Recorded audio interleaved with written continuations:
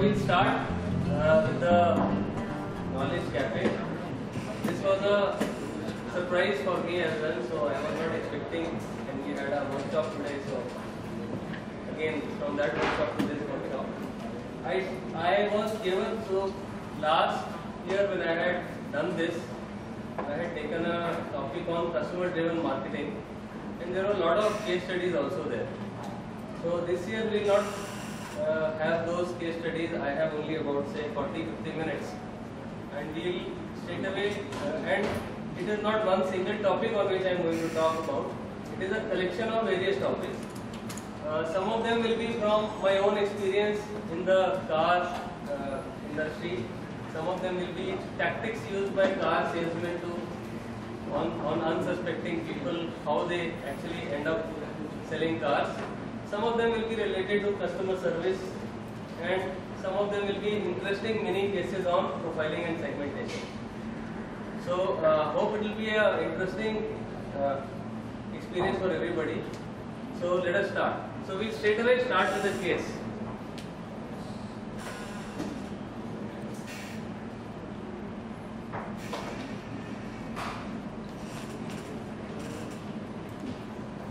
Murphy's law. So let us take a case of Westeros. Anybody heard of Westeros? No? Okay, so it's an imaginary place. I thought many hands will go up. Game of Thrones. Nobody watches Game of Thrones? So in the city of Westeros there are two cab companies. So coming from the car side of things, I prefer to think in these terms. Although this particular problem can be expressed in a lot of ways, it is actually a medical science problem. So the case is, there is a blue cab and there is a yellow cab. Blue cab has 850 fleet, and yellow cab has a fleet of 150. So what happens next? There was a hit and run involving a cab at night. So somebody was hit by a cab, and there is a witness who claims that it was a yellow cab. So how many yellow cabs are there? 150. So police conducted, normally in the court there are a lot of lawyers, etc. So they challenge, how are you certain that it was yellow? Can you see at night, etc., etc. So they conducted some visual tests, and they are confident that the witness can identify the correct car 9 out of 10 times. So they did lot of tests on lot of witnesses, data was compiled and it was analyzed, and they found that 9 out of 10 times the witnesses correctly identified the color of the car. Incidentally, Mahindra Vidyu Hamesha which we run there, this is a big problem. So at night you really can't differentiate between a black and a dark blue. So sometimes the customer says, I am in a dark blue Scorpio standing beside the tree. No use telling that information at night, because so we ask for the number and other identifying landmarks. So police conduct tests and they said that 9 out of 10. So the question is, should we start rounding up yellow cab drivers? And since the witness identifies correct car 9 out of 10 times, what are the chances that the cab identified as yellow was actually yellow? Answers? 90%? How many are with 90%? So I am playing the same game which Sridhar was playing yesterday. How many 90%? Only one. 2. That's all. So the witness is identifying the car 9 out of 10 times correctly, and question is, chances that the cab identified as yellow was indeed yellow. Ashish? 90? 90? Sangam? So we have 3 options. 90, there are a lot of people at 90. What about more than 90? Chances of more than 90? What was the test case? Test is only one. See, for example, there are 1,000 cars in the city. 50 are blue, 150 are yellow. One of the cars hit somebody. Somebody said it was yellow, and he can identify the correct car 90% of the time. So, what are the chances that the car was indeed yellow? So, chances, if police wants to figure out if it was yellow, then they will go up to the yellow guys and start checking who was where. Otherwise, they'll have to do everybody.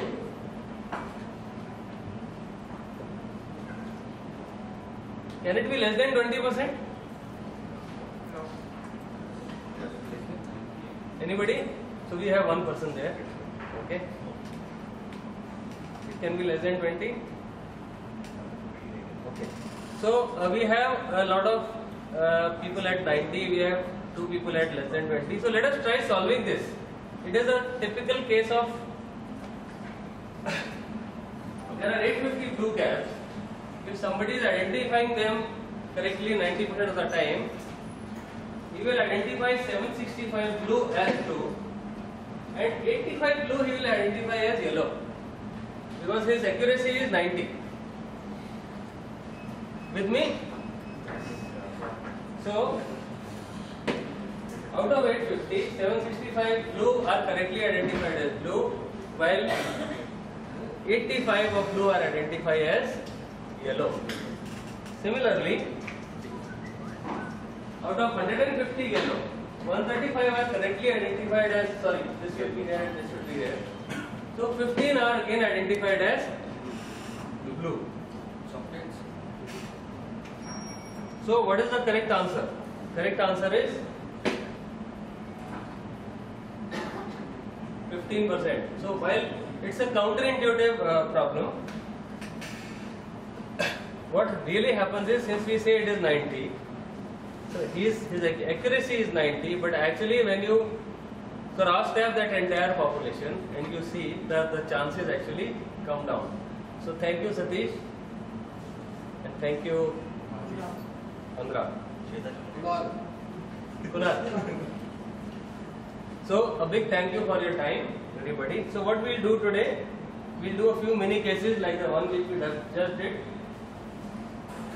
We'll do some persuasion techniques of compliance professionals. So car salesmen are number one as far as compliance professionals are concerned. So anybody who is in a customer facing selling role is a compliance professional. So you have car salesmen, you have waiters, everybody who wants to sell you something and wants to hoodwink you into doing so. Then we'll talk about customer service experience. Again from my car background. Anybody knows what these two statements mean? No? So we'll come to that. And we'll also cover, having gone through all this, how will we start doing things differently? So like Shiv Khera said, winners don't do different things, they do things differently. So please be open, receptive, attentive, interactive, thoughtful. Please be there. So we'll be practical and simple. We'll also try to have some fun. And we'll straight away jump into our first case, which is a profiling and segmentation. This is something which we do daily, right? Segmentation, profiling. So why is segmentation? Why do we do segmentation? Why is segmentation necessary? Do they have Sonata? Identifying base. Identifying? Base with different customers like. So what do you do with that? So what is a segment first of all? Anybody can explain what is a segment? Each customer have different shopping behavior, demographics, so we have to identify them in different. So that is okay. That is segmentation. So what is a segment? It's a set of Segmentation is art of creating segments. So what is a segment? It's a set of group or a set of people who are homogeneous within themselves. Yes. So a set of people who have something in common. So it could be something related to behavior, it could be something related to demographics, it could be something related to need. So basically a segment is a set of people who have something in common. say 4-year-old vintage customers or people who regularly visit versus people who don't. So you are basically trying to arrive at commonality. So let us take this mini case again. Now the hint for this case is the yellow cab and the blue cab problem, which is you have Rita Singh, is 31 years old, single, outspoken and very bright. She majored in philosophy as a student, also participated in college debates. So what is Rita's profile likely to be? Rita is a feminist movement member or Rita is a bank cashier? How many for feminist movement member?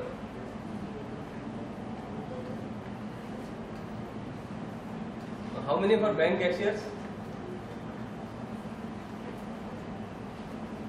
How many for both? Yuvraj? One or two? One? Both?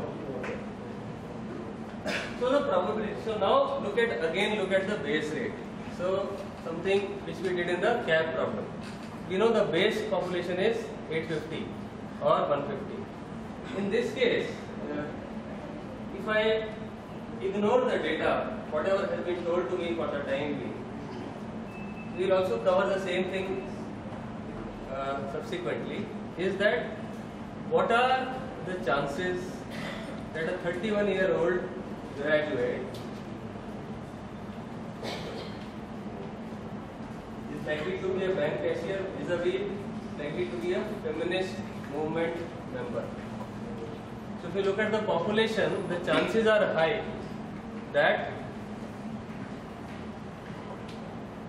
she is likely to be a bank cashier, because the base rate of the population is 31-year-old educated females are likely to be more in this quadrant than in this. So if I have to take a profiling decision, I will, basis any other information, I will say that Rita is a bank cashier. And this is a common mistake which a lot of us make, which is when we ignore the base population. So as per the base population, the answer is she is a bank cashier. Got it with me? No. Not with me? See, right now what we are trying to figure out is what is the probability. So the probability keeps going down as you travel down from bank cashier to both and from both to only one, which is feminist. So what are the chances that a 31-year-old graduate lady is a feminist movement member? Very less. Chances are slightly better when it comes to being both. Chances are best when it comes to being a cashier. So this is also known as a probability confusion.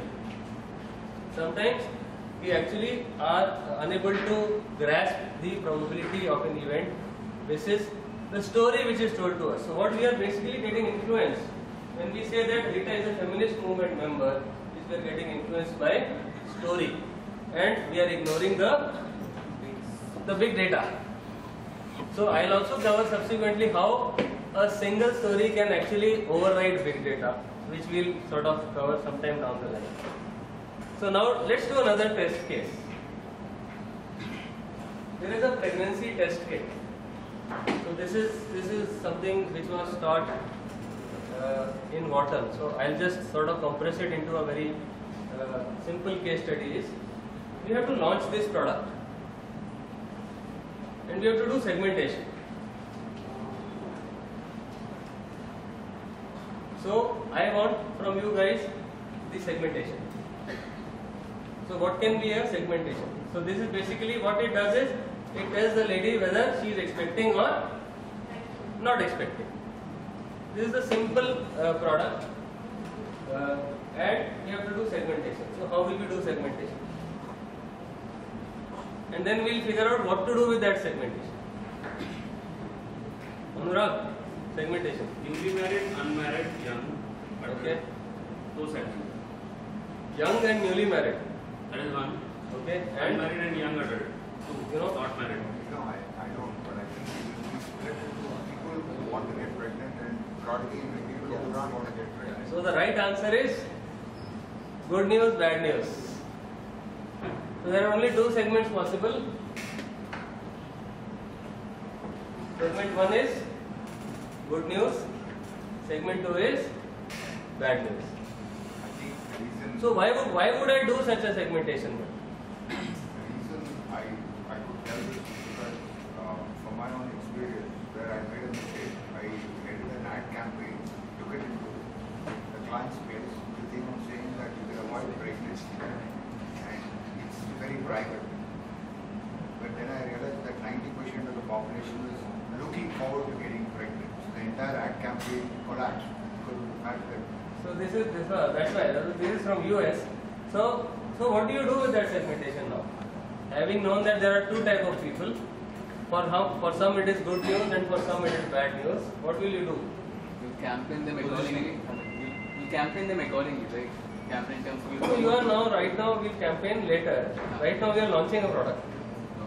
So now you have to, so at the launch what do? You do segmentation. After that what do you do? Basis the segment you will maybe change the color, change the package for various segments, right? Maybe you will even price it differently, right? Can it be priced differently? Yes. Who will pay more? Bad news. Bad news. So that is one of the reasons why it was segmented like that. So there is a set of people who will pay more for the same product. So for them the package will be slightly different. It will be more, the communication will be more towards urgency, and they will obviously pay. And accordingly the place where it will be kept in the store will also change. This is whether we are targeting good news people or bad news. So the bad news person is likely to be shopping. Likely to be. Again we are talking about probability.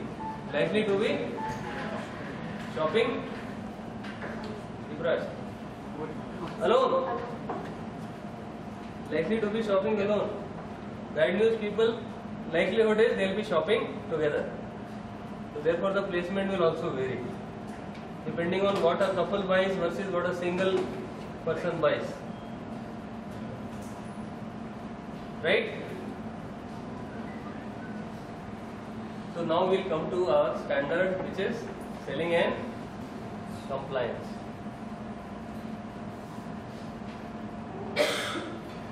So what do you understand by the word compliance?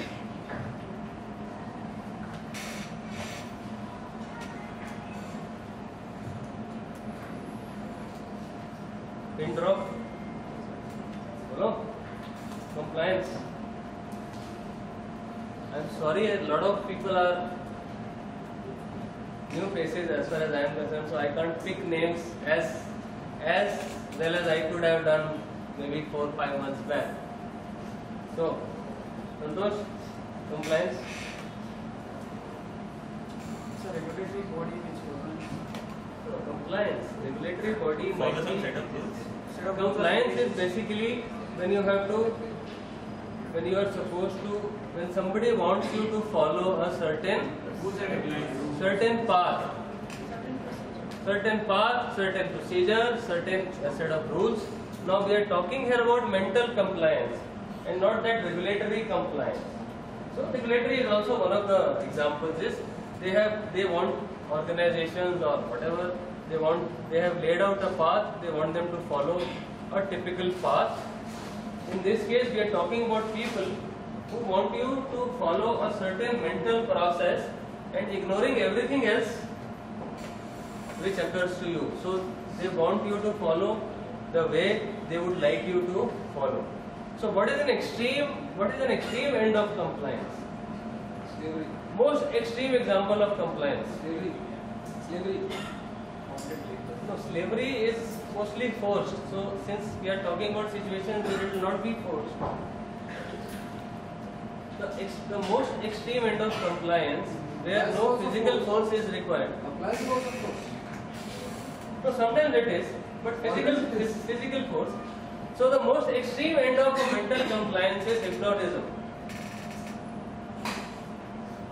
It is hypnotism. So when people actually hypnotize you to do certain things. So this is what these guys actually do. So they use all sorts of tricks. They use auto suggestion. It is actually a very low level diluted hypnotism.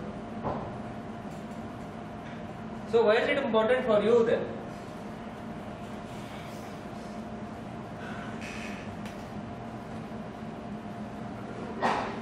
Why is it important for you? So the customer follows our compliance. Beg your pardon? Customer follows the compliance we want him to follow. Okay, but then is it more important to you? So what are you most of the time? Are you a person who wants customers to follow what he wants them to follow? Or are you a person who is a customer We are himself? customer most of the time. So you are a customer most of the time, right? So since you are a customer most of the time, this becomes very important to you. So let us take the first example. We call it framing. Anybody heard of framing? No. So again, a sort of a mini case. A village has a population of 600, and there is a epidemic, something like a virus which has come in, and there are two treatments. Treatment A is predicted to result in 400 deaths out of how many? 600. Treatment B has a 33% chance that no one would die, but a 66% chance that everyone would die. Okay. So the example here is, which one will you choose? Beg your pardon?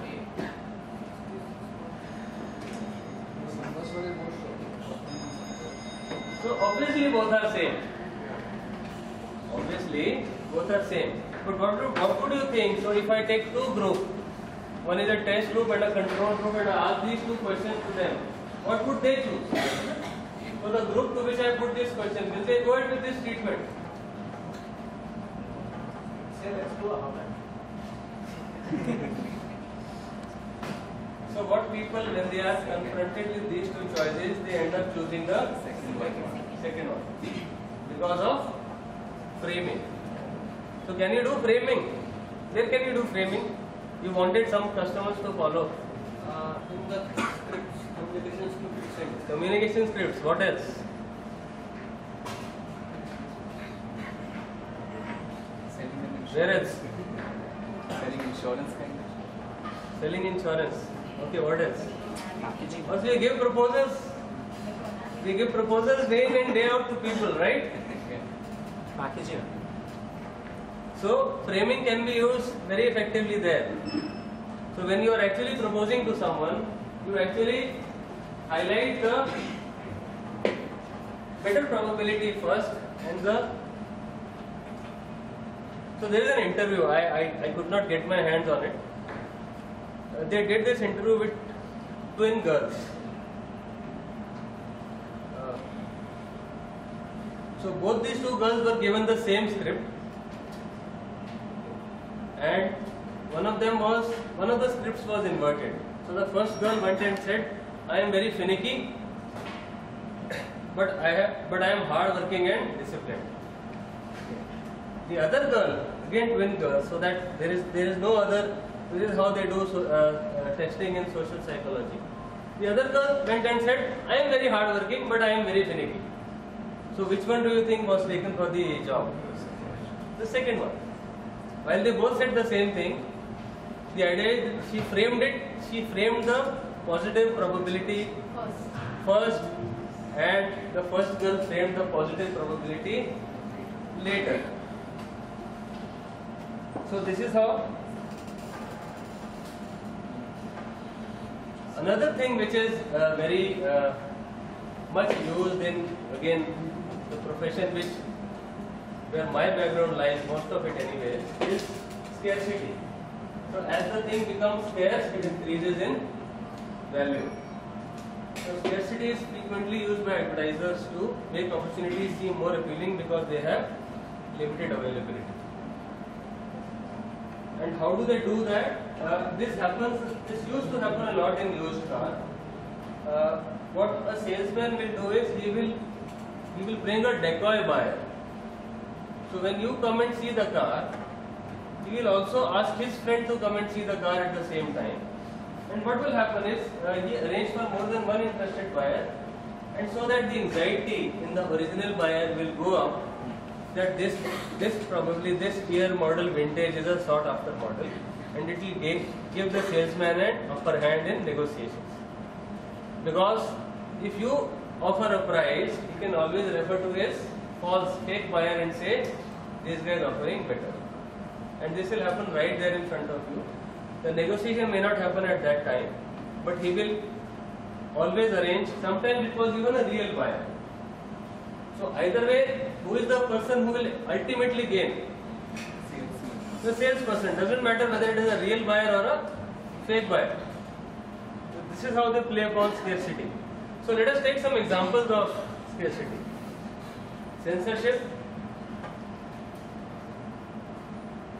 So whatever is getting censored automatically assumes greater value than whatever is available for us to see. Banned books. Banned books, delivery waiting period. Many a time when the demand for a model has actually come down or stabilized, the dealers will still keep stretching that waiting period legend for another 2-3 weeks. So even if they are holding the car, they will carry the inventory holding cost and bear that expenditure as long as they are able to successfully convince you that this is not readily available. This happens in luxury cars. See, in India it is actually very important because in bigger markets like US, you have huge dealerships running into few acres. You can actually physically see the stock and everything is there for you to see. In India, what normally happens is real estate is very expensive. The dealership is in the city. The place where he stocks the car, that place is on the outskirts. So you will never know physically how many cars he has. He will say, sir, these are the 2 display cars and you select whatever you want. This is my price list. I have a test drive car standing outside. You take a test drive and then it will take 3 months or whatever, 2 months, and you have no clue whether he is lying or not. And the better part is when he does that, he is also asking you to pay some booking amount which will help carry his inventory carrying cost. And most likely when you do a finance, the bank will also disburse the money. So by the time you actually get hold of the car, which happened recently, which used to happen in XUV a lot. So people would pay 2-3 EMIs and no sign of car actually. And people used to call up for delivery dates. So during those days, we also used to assist the customers in figuring out their delivery dates. So we were given a list of customers with tentative delivery dates by Mahindra. People used to call and we used to tell them, sir, as per list given by Mahindra, this is your delivery date. And they used to say, boss, I have already paid 3 EMIs, 2 EMIs, where is my car? So can I give one more? Yeah, no.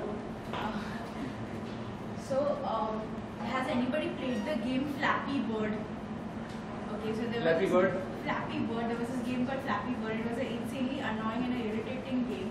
Basically, a bird version of Mario. And the developers, what did they do? They put the thing out for like 3 months, 4 months, and then they suddenly removed it. So by that time, so many people had got hooked onto it, and there were others also hooked onto that game. So everybody started getting really annoyed that why isn't this game available on the App Store anymore? And that's example of a scarcity that okay, it was available once upon a time, but it has been permanently removed again. Does it fit? Yeah, definitely. Thank you.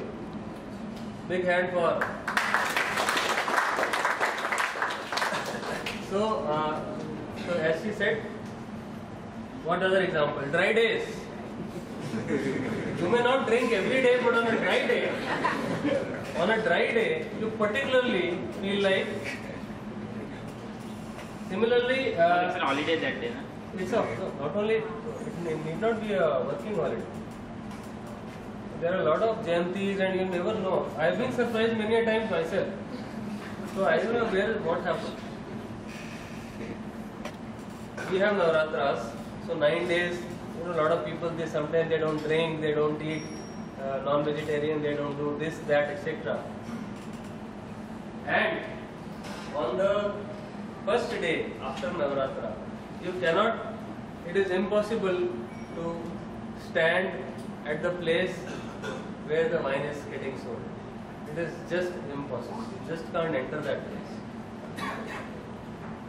So it actually makes people think about. So what the idea is that all these restrictions actually make you think about these things more and more, and therefore the more you think about them, the more they attain value. Adult content is a very good example. It ties in with censorship. Since there is a lot of restriction on it, people tend to get attracted. The last cookie in the jar is one example. And there is one very good example from the car business, which is, anybody would like to volunteer? Scarcity. Anurag? Scarcity. So you have something like an anniversary edition, right? Special edition, World Cup edition, Mahendra Singh Dhoni signature collection, Sachin Tendulkar edition. All these editions are basically to drive. See, they are like regular cars. They will just put a sticker here and there. They will probably throw in an accessory or some steering audio controls, and they will call it Sachin Tendulkar signature edition. Idea is to create a Pepsi did it, the World Cup edition, the Pepsi Blue that had come out a couple of years back. Yeah, but then that would not be in limited circulation. But they will do it after the World Cup, so like they'll put it out for a month. And So these editions are basically done only on a batch. So it will be announced that this is only a batch of 3,000 cars distributed across the country. So run and get your copy or something like that. So again, now we come to something known as a foot in the door. What is foot in the door? So again, it has a typical salesman jargon. Foot in the door is, I start by making you agree to a small request and then take you towards higher and higher requests until finally I get what I want. So look at this. These are typical test drive interactions. So if any of you has not taken a test drive, I can guarantee that you will have to take about 100 test drives to come across somebody as good as this. But all of them do make that attempt.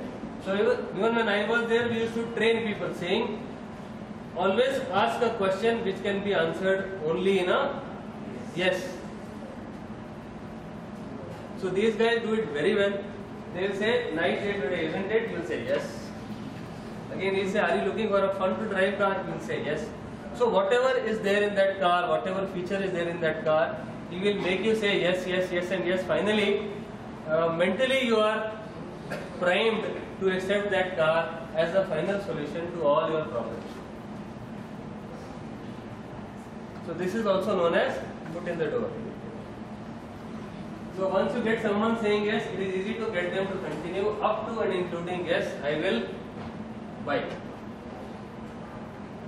So I am talking to you right now as somebody who is talking to a set of consumers. So as consumers, you should be aware of these kind of situations. Having become aware, you should learn from them. And as sellers, it is your duty to, like he said, follow the same. So let us look at some mini case examples of foot in the door. So there was a fundraising activity which was happening. These are all real cases. And in the fundraising activity, participants were asked to sign a petition before being asked to make a donation. So some people sort of signed the petition, and the other group, they did not make them sign any petition. And finally they approached both the groups for donation. So others are not asked to sign. This is readable, right? People can font size, everything. So others were not asked to sign a petition, The request to sign a petition was made 2 weeks before the actual request for donation. So who ended up donating more? People who had signed a petition 2 weeks back. And at that time they had no clue that these guys will actually be coming and asking for money later. They just said, we want your support for such and such cause. Please sign this, we are doing a signature campaign. You sign and go, no problem. After 2 weeks he'll come and ask you money for that cause.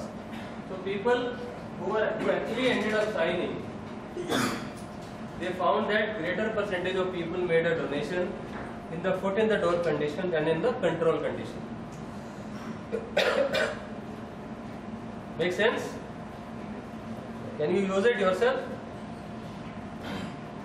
How? Bhavin? I'm just thinking how we can sell our products to clients. So idea is basically, foot in the door is basically, idea is to make them agree to smaller things, lead them on to bigger things, and then say, boss, this is what we So want. I have a perfect example. Yeah. Unica. Unica. So we went with the CFO.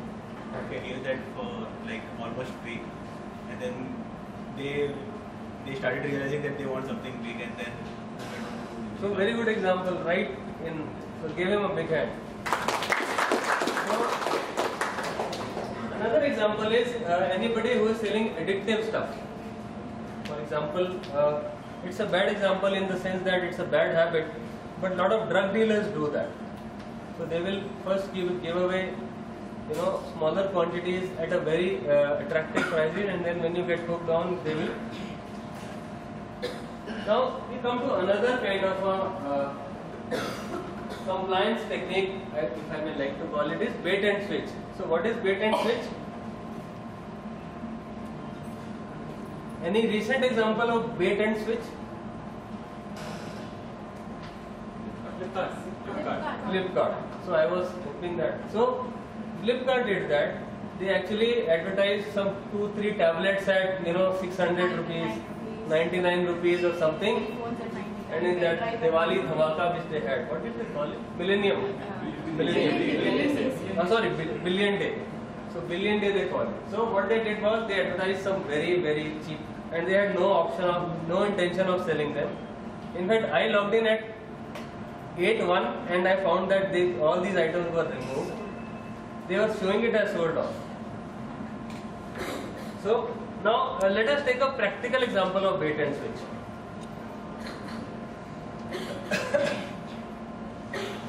Let us call this L and let us say it is 3.99 lakhs. Then comes LXI, which is 4.23 lakhs. And then comes VXI, which is 5.10 lakhs. So these are real prices of real models, but we will not talk about which model. Now what is happening here?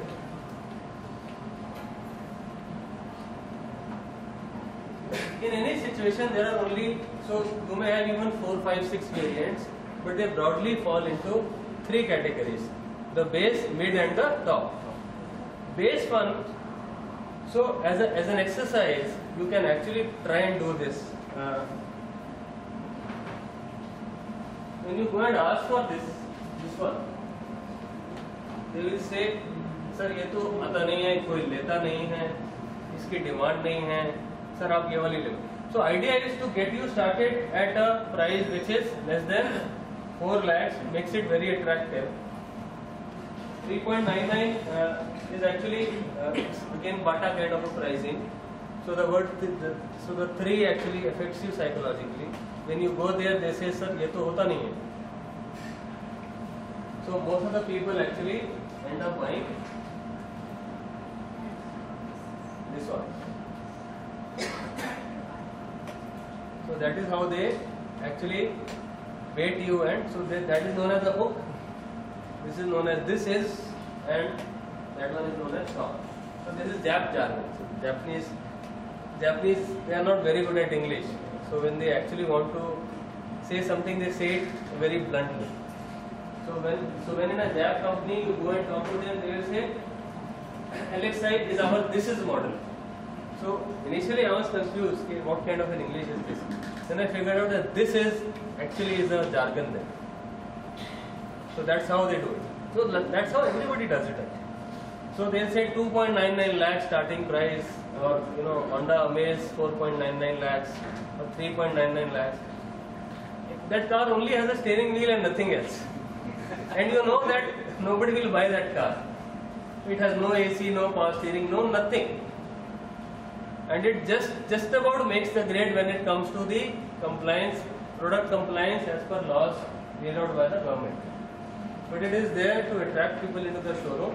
Then the salesman does the rest of the things, like what I said. Yes questions, scarcity scenarios. Sir, this can apply to Apple products. This can also apply to Apple products. iPhone 6, iPhone 6 Plus, whatever. Right. So you have a lower model, right? You can exchange it for a higher model. Become a junkie of apples. So now let us come to something which I was discussing in the case of that banker, that cashier. This story versus data. Again, this is a real case. There were a lot of test subjects were asked to collect donations for a dire situation in Africa. The data pitch. So now we are actually sort of entering an area where we are most of the time. The data pitch contained statistics about food shortages in Malawi, lack of rain in Zambia, and dislocations of million in Angola. So they compiled a lot of data, statistics, and they went to people asking for donations. So this was one way of doing it. Another way of doing it is, the second version talked about a particular girl in Zambia who was starving. People were shown her photo and asked to donate to help her directly. Which one do you think got more donations? Sir, मेरा नाम मुकेश है. The cancer company, मेरा नाम मुकेश है. So that example, मेरा नाम मुकेश है.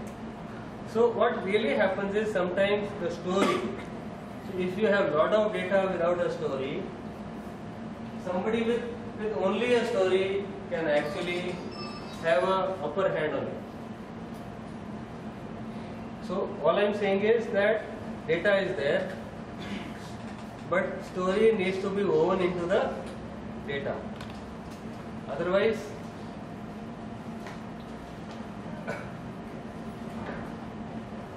so what are the real results?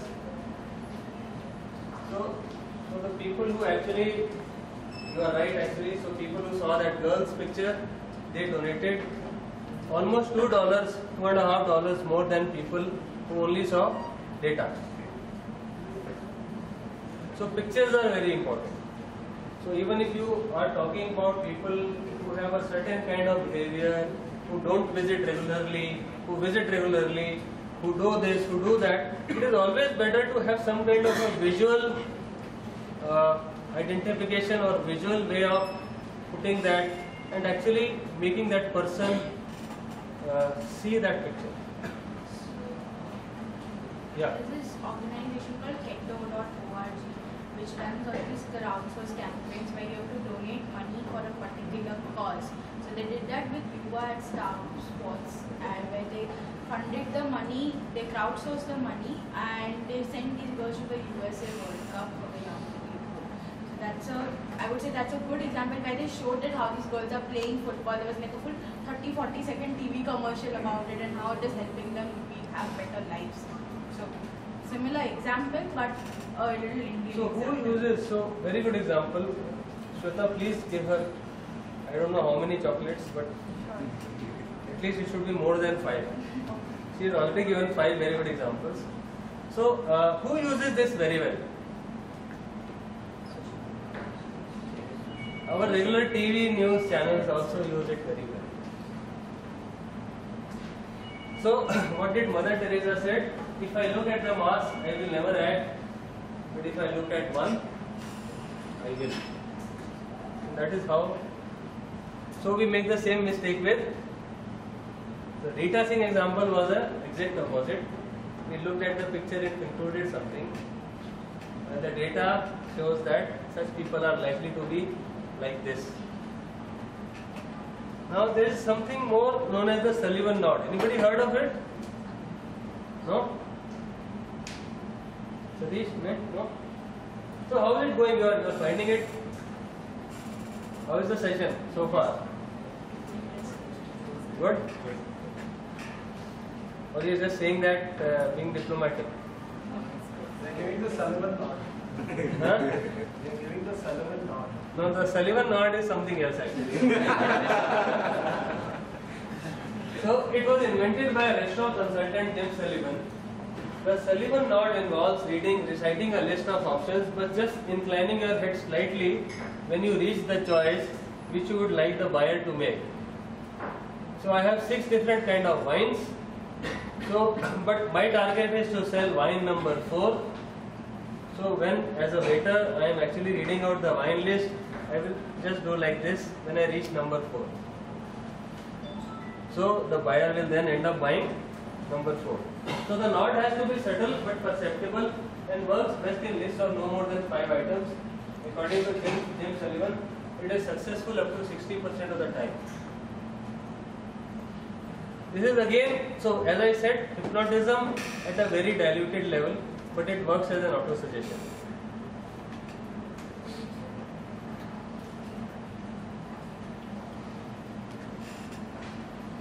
So what they say is, when servers suggest a beverage, have them smile and slowly nod their head at the right choice. Body language is powerful, and the research shows that 60% of the time, the guest will nod right back and take your suggestion. So that is known as the Sullivan nod. Again, it is a compliance technique, and it is also used by very good car salespeople. And where is it used? Can anyone take a guess?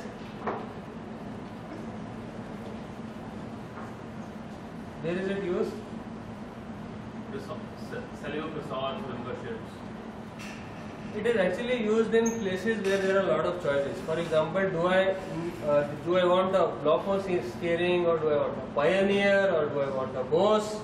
And there are 6 options available, and you want the customer to buy whatever, then you sort of maneuvering around to So that. there is these resorts membership which are sold. So there is a 14-step process which you have to follow, which you call as compliance. So when I meet the customer, they tell me what are the various things which customers want to say, and what are the closures at each step. By the time you come in the end, you have either yes or no, and you know why is no, why is yes, and then you decide on that basis. So it's a very strategic process.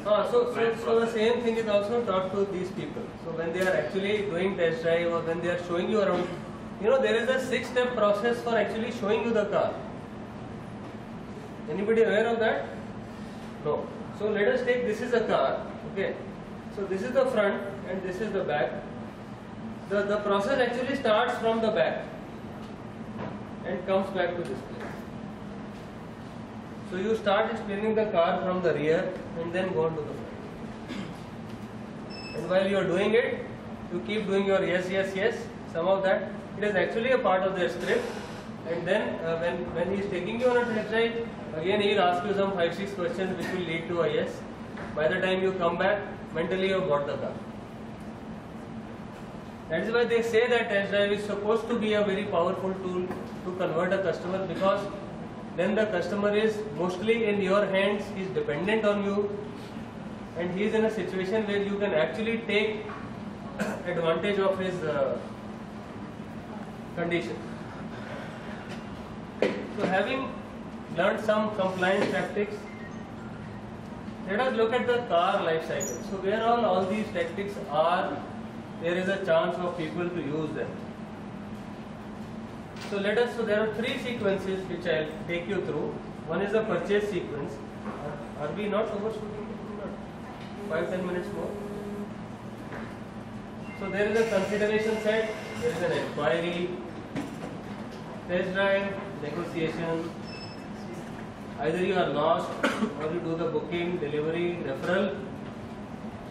So there is a referral right there. So this is something which this has been compiled for the best practices.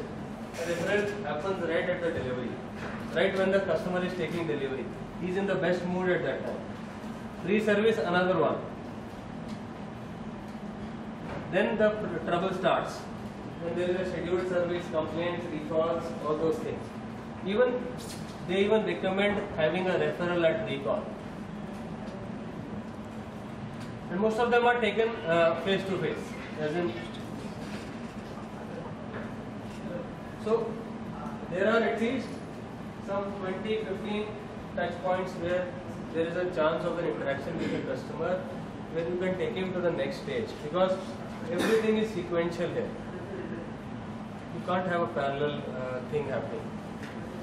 So they use all these techniques even at the time of referral, at the time of service, at the time of giving value-added service.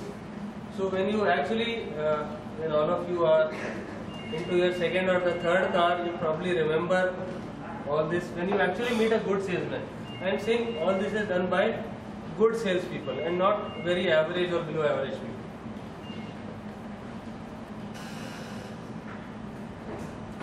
So what is the idea? The idea is that somebody buys a car, it takes him 6 months to buy a car, and then there is a whole cycle like this. You want him to come back to your car again. So you want him to finish that 8. And that is the reason why all these things are done. Otherwise somebody can get out from this.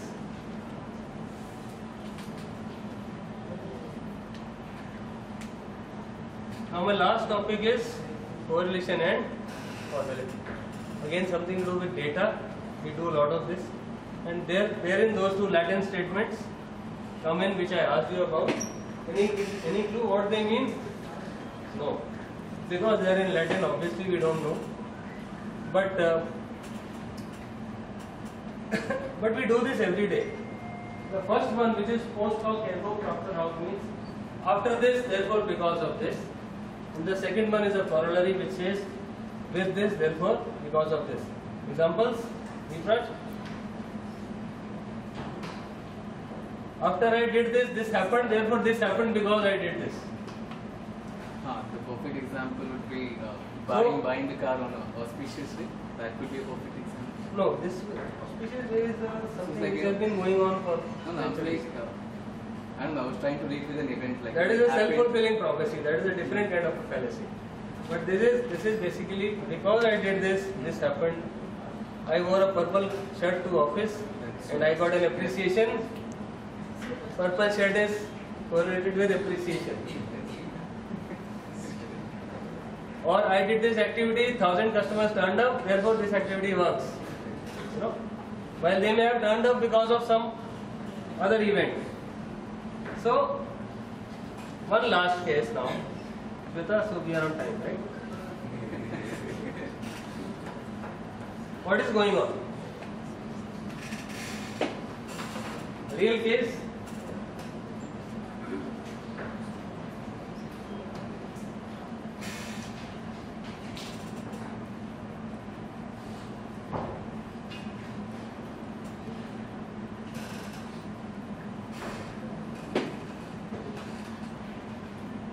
Anybody? Any volunteers? Obviously, we know that ice cream is not correlated to drowning. But what is happening here? Excess of rainy season. But rainy season people don't. So what happens is, so what did we? So we went through profiling, segmentation, framing, scarcity, bait and switch, etc., etc. So what did we learn today? What do you like most? What is it you find the most useful? Or do you find all of them?